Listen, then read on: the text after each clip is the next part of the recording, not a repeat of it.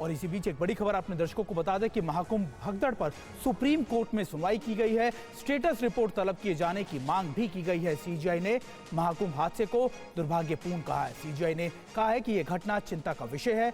याचिकाकर्ता को हाईकोर्ट जाने के लिए भी कहा गया है।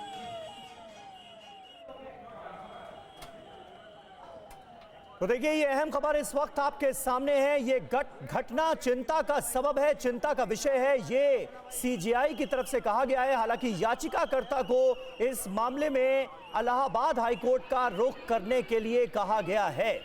महाकुंभ में जो भगदड़ मची, जिस तरह से लोगों की जानें गई, उसे लेकर एक याचिका डाली गई है। सुप्रीम कोर्ट में आज इस पर सुनवाई हुई।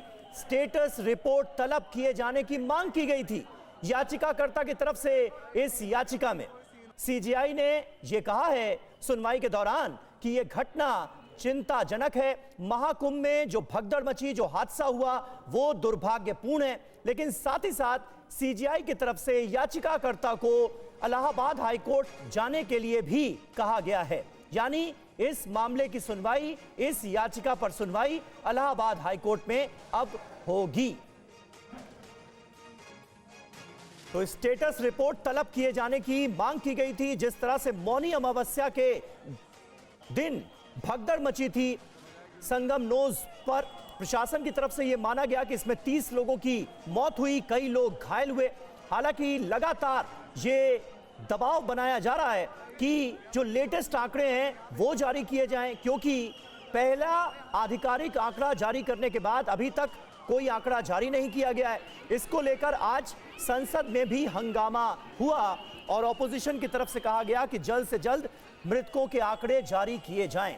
सुप्रीम कोर्ट में स्टेटस रिपोर्ट तलब करने को लेकर जो याचिका डाली गई थी, उसमें सुनवाई के दौरान क्या क्या हुआ है, पीयूष पांडे हमारे संवाददाता इस वक्त हमारे साथ जुड़ गए हैं। पीयूष, तो क्या यह माना जाए कि अब इलाहाबाद हाईकोर्ट में इस याचिका की सुनवाई होगी?